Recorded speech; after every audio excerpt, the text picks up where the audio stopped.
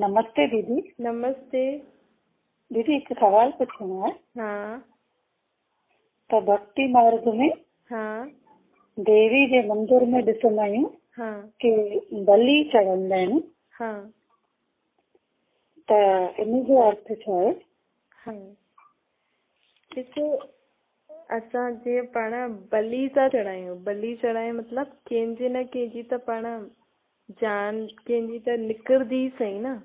हाँ चाहे पाण त सोचदा आहियूं भई जानवरनि जी ई बलि थी चढ़े, पाण खे त पतो न आहे कंहिंजी कंहिंजी बलि चढ़ंदी आहे हिन दुनिया में। हाँ त परमात्मा बाप चवनि था हिन जो मतिलबु कि वो देवी बि मांसाहारी थी वई न। हाँ देवी देवी न थी। मां कॾहिं पंहिंजे ॿार जी या कहिड़े बि जीव जानवरनि जी बलि थोरी वठंदी। जानवर बि त हुनजा हिकु तरीक़े सां मतिलबु हुनजी छत्र छाया में ई अथसि न। जी। त परमात्मा चवनि था हीअं त पाण देवियुनि खे मांसाहारी ठाहे छॾियोसीं। किथे पाण हुनखे वैष्णो देवी वैष्णव जे नाम सां यादि था करूं। ऐं किथे पाण उन्हनि खे अहिड़ी बलि चढ़ाए करे उन्हनि जो खून आदि मांस आदि इहे सभु चढ़ायूं था। हिन जो मतिलबु हू बि मांसाहारी थी वई। जीअं पाण इन्हनि कटे करे खाऊं था बकरा आदि या कंहिंखे बि करे, त उहो उन्हनि खे बि पाण ओड़ो ई भोजन था ठाहियूं। पोइ देवी शादी लाइ ठही। त इन जो यथार्थ अर्थ छा आहे कि पाण पंहिंजी जेको कई बार माण्हू पंहिंजे शरीर जो बि घात कंदा हूंदा, लेकिन पाण त बकरे जी ही ॿुधी आहे ज्यादातर, लेकिन किथे किथे ईअं माण्हुनि जी बि बलि चढ़ाईंदा आहिनि। अच्छा। हाँ, त इहे इन जो मतिलबु इहो न आहे कि देवी तव्हां सां हिन सां प्रसन्न थी वेंदी तव्हां हिननि जी बलि चढ़ाईंदव त, लेकिन परमात्मा बाप चवनि था कि पंहिंजे अंदर जो जेको मैंपन अथव न, हाणे बकरो छा कंदो आहे, मैं कंदो आहे न।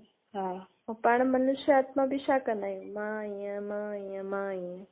त पंहिंजे मैंपन जी बलि चढ़ायो। अच्छा।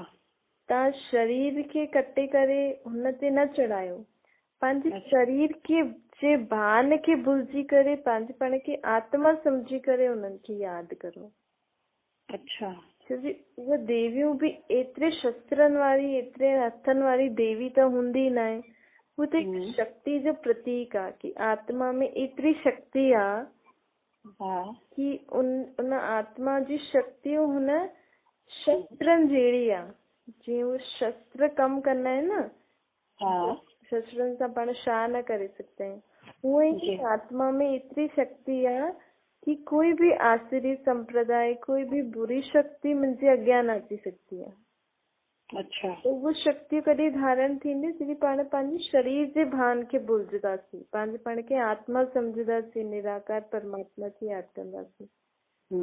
त इहे जेको बलि थियण जो सिस्टम आहे इहो पंहिंजे शरीर जे भान खे छॾो। अच्छा। ऐं पंहिंजे अंदर जेको मैं आहे न कि मां ही थो करां, मां ही ईअं आहियां, उन मैंपन जी बलि छॾो, उनखे उन जी बलि चढ़ायो। तॾहिं तव्हांजी आत्मा शक्तिशाली थींदी।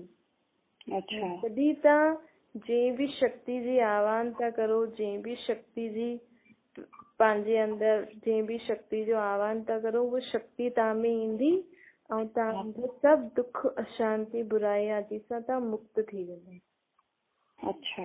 ठीकु आहे। जी जी जी। हाँ, थैंक यू।